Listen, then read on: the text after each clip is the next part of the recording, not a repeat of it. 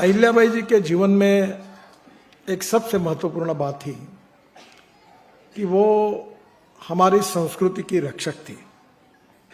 विशेष रूप से मुगल सल्तनत के आक्रमण के बाद हमारे मंदिरों को उद्ध्वस्त किया गया। तब अहिल्या देवी जी ने विशेष रूप से हमारे सभी मंदिरों का जीर्णोद्धार किया और जहां जहां हमारे तीर्थ स्थान थे वहां धर्मशालाओं का निर्माण किया। विशेष रूप से मुझे इस बात को हर समय महसूस होती है कि हमारा देश ऐसा है कि विशेष रूप से हिंदू समाज के जो हमारे मंदिर है वहाँ हम जाते तो स्वच्छता नहीं होती, वहाँ धर्मशालाएं अच्छी नहीं होती। मैं लंदन में गया था गुरुद्वारे में, इटली में, रोम में मैं चर्च में गया था और अनेक जगह पर मस्जिदें मैंने अनेक देशों में देखी। वहाँ का वातावरण, साफ सुथरापन, ये देखकर मुझे हर समय ऐसा लगता था कि हमारे जो श्रद्धा स्थान है वो अच्छे होने चाहिए। और मुझे जब इस बात का मौका मिला तो मैंने जैसे अभी महाराष्ट्र में देहू आळंदी से पंढरपुर तक 12,000 करोड़ के पालकी मार्ग का निर्माण किया, अभी काफी पूरा होते हुए आया है।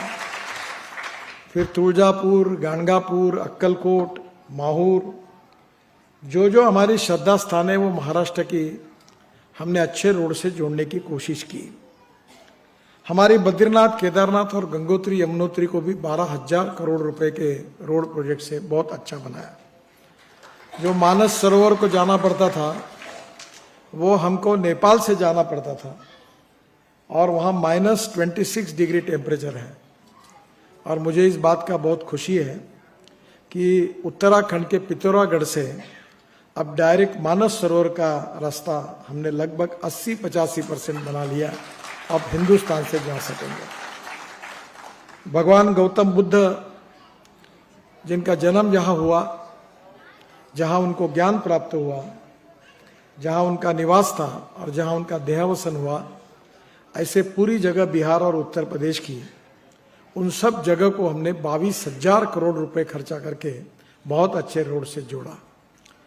जो अयोध्या थी वो अयोध्या में सीता की जन्मभूमि, प्रभु रामचंद्र जी का जन्म जहाँ हुआ, जहाँ वनवास में गए, अयोध्या का रिंग रोड आप कभी भी जाओगे तो आज पूरे अयोध्या का हम कम से कम 35,000 करोड़ की 84 कोसी की जो मार्ग है वो पूरा काम हमने शुरू किया, ताकि इसमें हमारी संस्कृति में, हमारे हिंदू संस्कृति और हमारे धार्मिक स्थानों के प्रति लोगों का जो आकर्षण है उनकी सुविधा प्राप्त हो। और मुझे इस बात की खुशी थी कि अहिल्या जी शासक भी थी और उदार कुशल प्रशासक भी थी। उदार और आदर्श प्रशासक के रूप में उनके कार्यकाल में उन्होंने जो निर्णय किए हैं वो भी आज तक इतिहास में सर्वविदित है।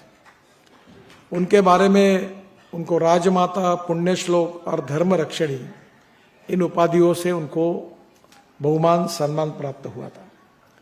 वैसे मैं अपने जीवन में जातियों को मानता नहीं हूं और जातीयवाद को भी नहीं मानता। मैं ये मानता हूं कि कोई भी व्यक्ति उसकी जातियों से नहीं, उसके गुणों से बड़ा होता है। और इसलिए समाज में छुआछूत, अस्पृश्यता, जातीयता दूर करके हम समता के आधार पर आर्थिक और सामाजिक विकास करना चाहिए। यही हमारी सबके मन में विशेष रूप से भावना होती है। अहिल्याबाई का जीवन, मैंने मानता हूं कि वो किसी एक समाज की थी। वो भारतीय संस्कृति, इतिहास और विरासत की प्रतीक थी, संस्कृति रक्षक थी। और सबसे बड़ी बात थी कि सेवा कार्य करने में उन्होंने विशेष रूप से अपने को समर्पित भाव से समर्पित किया था। महिलाओं में उस समय शिक्षा लोकप्रिय नहीं थी। महिलाओं का सशक्तिकरण होकर महिलाओं ने समाज में मान और सम्मान के साथ कैसे खड़े होना चाहिए, इस बात के लिए उन्होंने अपने जीवन को विशेष रूप से उन्होंने समर्पित किया था। और महिलाओं में शिक्षा बहुत लोकप्रिय जब नहीं थी तब उन्होंने उनकी प्रतिभा से प्रभावित होकर अनेक पालकों को, अहिल्या देवी जी ने उन महिलाओं को, युवतियों को पढ़ाने का भी काम किया। विशेष रूप से अभी इंदौर में अहिल्याबाई का बहुत बड़ा पुतला खड़ा किया गया और मेरे हाथ से उसका उद्घाटन होने का तय हुआ था। और मैं उस दिन कुछ कारणवश मुझे जाने में अड़चन आई, तो वीडियो कॉन्फ्रेंस से मैंने उसका उद्घाटन किया। हजारों लाखों लोग उस कार्यक्रम में शरीक थे। मैं ये मानता हूं कि पहली बात यह है कि हमने एक बात याद रखनी चाहिए की थोर महात्मे होऊन गेले चरित्र त्यांचे पहा जरा, आपण त्यांच्या समान व्हावे हाच सापडे बोध करा।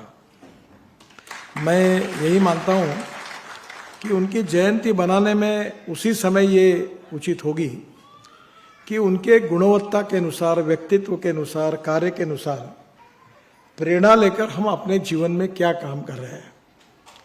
कभी कभी बहुत सी बातें ऐसी होती है कि हमारे समाज में और विशेष रूप से धनगर समाज में हमारा आर्थिक और सामाजिक विकास कैसा हो, इस बात को लेकर काफ़ी नेता काम कर रहे हैं, जानकर जी भी कर रहे हैं। तो मैं आज आपको एक अच्छी बात बताता हूँ कि बुल्ढाना से अजिंठा एक रोड था और वो रोड पर बड़े प्रमाण पर जो गांव थे उसमें 15 से 20 हजार धनगर समाज के लोग रहते थे और उनका माइग्रेशन होता था क्योंकि वहाँ पानी नहीं था। मैं पानी में काम करता हूँ, दौड़ने वाले पानी को चलने के लिए लगाओ, चलने वाले पानी को रुकने के लिए लगाओ और रुके हुए पानी को जमीन को पीने के लिए लगाओ। गांव का पानी गांव में, खेत का पानी खेत में, घर का पानी घर में।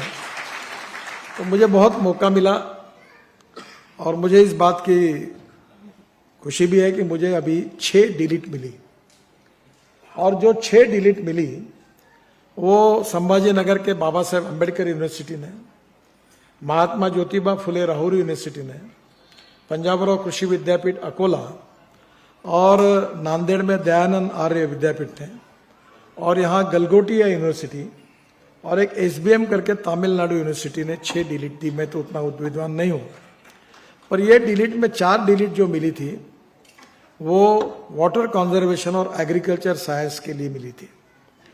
मैं आपको बताना चाहता हूँ कि उस रोड पर हमने तालाब बनाए, उस रोड पर जो नदी नाले थे उनका खोलीकरण किया और वो मटेरियल निकाल के रोड में उपयोग में लाया और वहाँ करीब 3,500 कुओं का पानी बढ़ा।